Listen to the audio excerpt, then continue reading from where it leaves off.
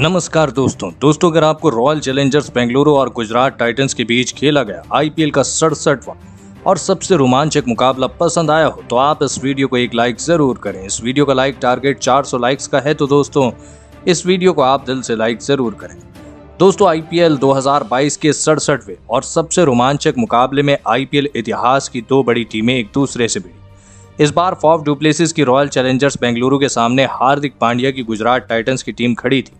आपको बता दें कि इस रोंगटे खड़े कर देने वाले मुकाबले में गुजरात के कप्तान हार्दिक पांड्या ने टॉस जीता और पहले बल्लेबाजी का फैसला लिया और बेंगलुरु की टीम को पहले गेंदबाजी के लिए आमंत्रित किया। उसके बाद रनों की बारिश करने के इरादे से गुजरात के दो दिग्गज ओपनर बल्लेबाज मैदान में उतरे। रिद्धिमान साहा और शुभमन गिल की इस ओपनिंग जोड़ी पर गुजरात की टीम को इस महामुकाबले में एक विस्फोटक ओपनिंग शुरुआत देने की एक बड़ी जिम्मेदारी थी। लेकिन इस बड़े मुकाबले में बेहतरीन फॉर्म में चल रही गुजरात की ओपनिंग जोड़ी बेंगलुरु की गेंदबाजी के आगे नहीं टिक पाई और पारी का तीसरा ओवर डालना है जोश हेजलवुड ने शुभमन गिल को ग्लेन मैक्सवेल के हाथों कैच आउट करा दी। आपको बता दें कि शुभमन गिल 4 गेंदों में 1 रन बनाकर आउट हो गए। शुभमन गिल के जल्दी आउट हो जाने के बाद अब गुजरात की टीम की तरफ से मैथ्यू वेड बल्लेबाजी करने मैदान में उतरे। लेकिन इस मुकाबले में मैथ्यू वेड भी ज्यादा देर तक मैदान में नहीं टिक पाए और पारी का छठा ओवर डालने आए ग्लेन मैक्सवेल ने मैथ्यू वेड को एलबीडब्ल्यू आउट कर दी। मैथ्यू वेड 13 गेंदों में 16 रन बनाकर आउट हो गए। एक के बाद एक दो बड़े खिलाड़ियों को खोने के बाद अब गुजरात की टीम पूरी तरह दबाव में थी। बेंगलुरु की गेंदबाजी इस मुकाबले में लाजवाब फॉर्म में दिखाई दे रही थी। अब मैथ्यू वेड के आउट हो जाने के बाद गुजरात के कप्तान हार्दिक पांड्या को बल्लेबाजी करने मैदान में आना पड़ा और फिर यहां से नए बल्लेबाज हार्दिक पांड्या और सेट हो चुके रिद्धिमान साहा ने मिलकर गुजरात की डगमगाई पारी को संभाला और लगातार 2 बड़े खिलाड़ियों के आउट होने की वजह से गुजरात की टीम पर बना दबाव खत्म कर दिया। कप्तान हार्दिक पांड्या के साथ बल्लेबाजी कर रहे रिद्धिमान साहा लाजवाब फॉर्म में दिखाई दे रहे थे। रिद्धिमान साहा और हार्दिक पांड्या की इस जोड़ी ने लगभग पारी के 8वें ओवर तक बल्लेबाजी करी और अपनी टीम को 62 रनों तक पहुंचाया। लेकिन फिर पारी के 9वें ओवर में बेहतरीन बल्लेबाजी कर रहे रिद्धिमान साहा एक खराब रन लेने के चक्कर में आउट हो गए। आपको बता दें कि रिद्धिमान साहा 22 गेंदों में 31 रन बनाकर आउट हो गए। बेहतरीन फॉर्म में चल रहे रिद्धिमान साहा के आउट हो जाने की वजह से अब गुजरात की टीम पूरी तरह दबाव में थी।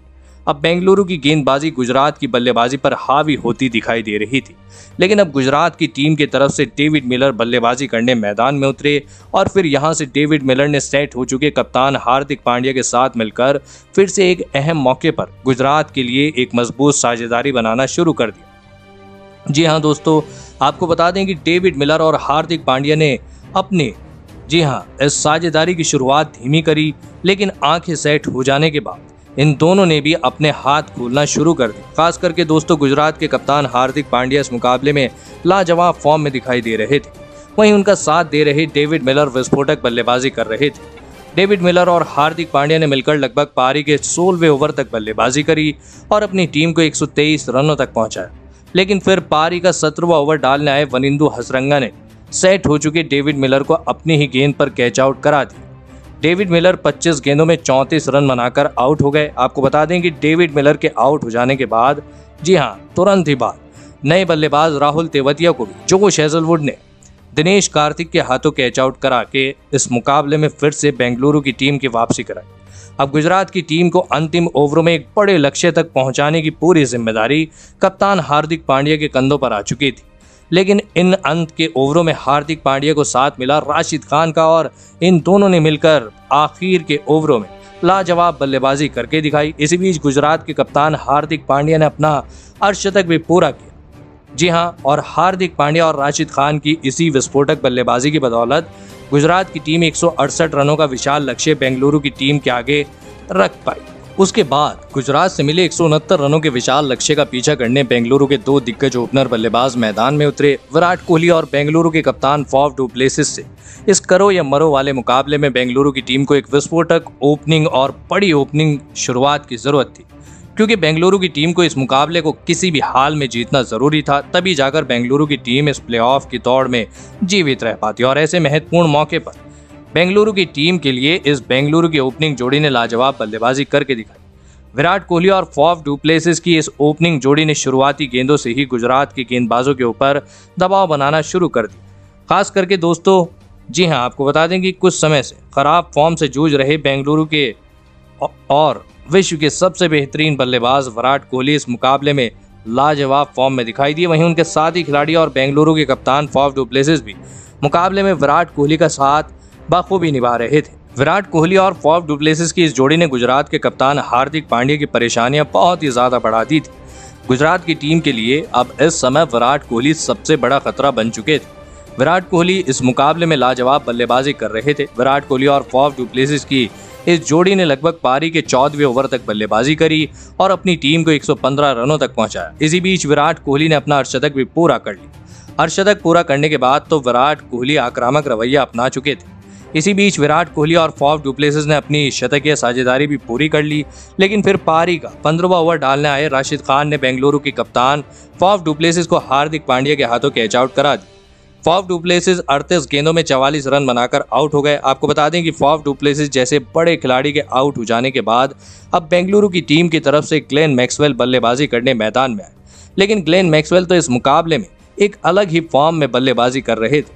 ग्लेन मैक्सवेल ने मैदान में आते ही लगातार चौके छक्के लगाना इस मुकाबले में शुरू कर दिया, जिस वजह से विराट कोहली के ऊपर का दबाव भी अब खत्म हो चुका था। जी हाँ, कम हो चुका था।